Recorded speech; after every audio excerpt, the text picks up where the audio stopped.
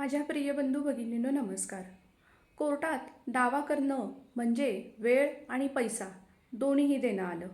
त्यामुळे कोर्टात दावा केल्यानंतर खरोखरच त्यानंतर त्याचा फायदा होईल का? उदाहरणार्थ, जर का आपलं सातबाराला नाव नाही, परंतु आपल्याला त्या प्रॉपर्टीत हक्क सांगता येईल का? आणि तसेच त्या प्रॉपर्टीतून आपल्याला स्वतःचा हिस्सा वेगळा करून मागता येईल का? याबाबतची माहिती आजच्या भागात जाणून घेऊया. आता बघा, सातबारावर नाव नाही, मग अशी कोणती व्यक्ती आहे जी वाटणीचा दावा करू शकते? तर नंबर 1, वारस. जे त्या मिळकतीत वारस आहेत ते सातबारावर जरी नाव नसलं तरी ते वाटणीचा दावा करू शकतात, आपला स्वतंत्र हिस्सा मागू शकतात. नंबर 2, सहहिस्सेदार. जरी सातबारावर नाव नसेल पण तो त्या प्रॉपर्टीत सहहिस्सेदार असेल तरी ती व्यक्ती वाटणीचा दावा करून आपला स्वतंत्र हिस्सा मागू शकते. नंबर 3, एकत्र कुटुंबातील सदस्य. एकत्र कुटुंबातील सदस्य जरी त्याचं सातबाराला नाव नसलं तरी ती व्यक्ती एकत्र कुटुंबातील सदस्य असल्यामुळे वाटणीचा दावा करून स्वतंत्र हिस्सा मागू शकते. उदाहरणार्थ, एक वडिलोपार्जित जमीन आहे. त्या जमिनीवर केवळ वडिलांचं नाव आहे, मुलांचं नाव त्यामध्ये नाही, परंतु तरीसुद्धा मुलं वाटणीचा दावा करू शकतात आणि त्यांचा स्वतंत्र हिस्सा मागू शकतात. कारण कोर्टामध्ये केवळ सातबारा पाहिला जात नाही, तर त्या व्यक्तीचा खरा हकदार कोण, म्हणजेच ट्रू ओनर कोण, ओनरशिप कोणाची, हे पाहिलं जातं. आता हे पहा, वाटणीचा दावा करताना कोणता पुरावा दिला जातो? केवळ वाटणीचा दावा करून दाखल केला कोर्टात एवढं पुरेसं नाही, तर त्यासाठी तुमचे पुरावेसुद्धा तयार पाहिजेत. तर पुरावे म्हणजे नंबर 1, वंशावळ. वंशावळ व्यवस्थित त्याची मांडणी दाव्यामध्ये केली पाहिजे, ज्याच्यामध्ये तुमचा स्वतंत्र हिस्सा दिसतो हे दाखवणारी वंशावळ. म्हणजे तुम्ही त्या वंशावळीमध्ये आहात, तुम्ही तिथे त्या प्रॉपर्टीचे सहहिस्सेदार आहात किंवा त्या कुटुंबातील सदस्य आहात किंवा त्या कुटुंबातील वारस आहात, हे दाखवणारा पुरावा म्हणजेच ही वंशावळ, जी तुम्हाला दाव्यामध्ये नमूद करावी लागते.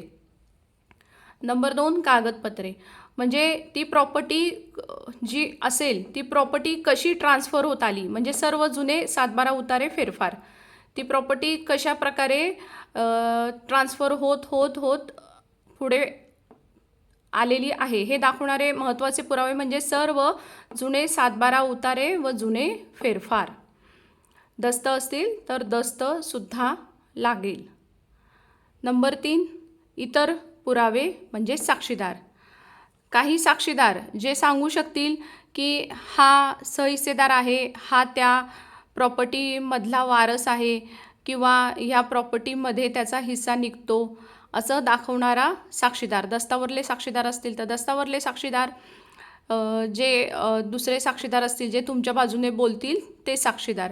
इतर पुरावे, आणखीन काही पुरावे आपल्याला द्यायचे असतील जे तुमचा वाटणीचा दावा साबित करण्यासाठी, तुमचा स्वतंत्र हिस्सा निघण्यासाठी उपयोगात येतील, ते इतर सर्व पुरावे आपण कोर्टात दावा दाखल करताना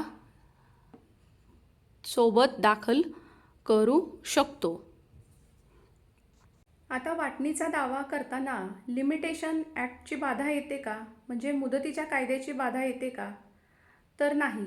सर्वसाधारणपणे वाटणीचा दावा करताना मुदतीच्या कायद्याची बाधा येत नाही, परंतु लिमिटेशन ॲक्टनुसार ज्यावेळेस एखादा सहहिस्सेदार दुसऱ्या सहहिस्सेदाराला प्रॉपर्टीत हक्क मागण्यात जातो आणि तो सहहिस्सेदार त्या दुसऱ्या सहहिस्सेदाराचा हक्क नाकारतो, तसे कारण घडल्यापासून 12 वर्षाच्या आत दावा करावा लागतो. तसंच जर का पूर्वीच तुमचं फॅमिली सेटलमेंट झालं असेल किंवा पूर्वीच पार्टिशन डीड म्हणजे वाटणीपत्र झालं असेल, तर ते झाल्यापासून 3 वर्षाच्या आत तसा वाटणीचा पुन्हा दावा तुम्ही करू शकता.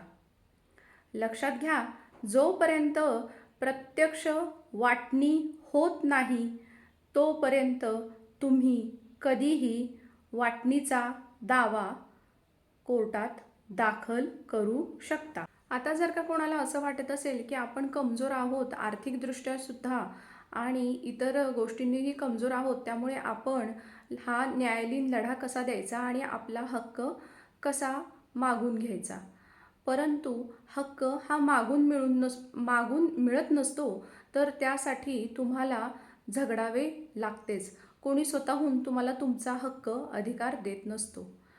आता सध्याचं ताजं उदाहरण म्हणजे अमेरिका आणि इस्रायलसारखं एक बलाढ्य देश असूनसुद्धा एक छोट्याशा त्यांच्या दृष्टीने छोट्याशा अशा इराणला ते हरवू शकले नाही. कारण इराण हा शेवटपर्यंत लढा देतोय स्वतःच्या अधिकारासाठी, स्वतःच्या हक्कासाठी. इराणने अद्यापही अमेरिका आणि इस्रायल पुढे सलेंडर केलेलं नाही, आत्मसमर्पण केलेलं नाही. कारण आत्मसन्मान हाच सर्वात मोठा गोष्ट आहे, हे इराणने सिद्ध केलं. त्यामुळे आपला आत्मसन्मान आपल्याला जपला पाहिजे आणि जो आपला हक्क आहे, अधिकार आहे, त्यासाठी आपण नक्कीच झगडलं पाहिजे. स्क्रीनवरती व्हॉट्सअप नंबर देत आहे, हा केवळ माझा व्हॉट्सअप नंबर आहे. योग्य कायदेशीर माहितीसाठी, सल्ल्यासाठी कॉल बुक करू शकता. सल्ला फी आकारली जाईल. धन्यवाद.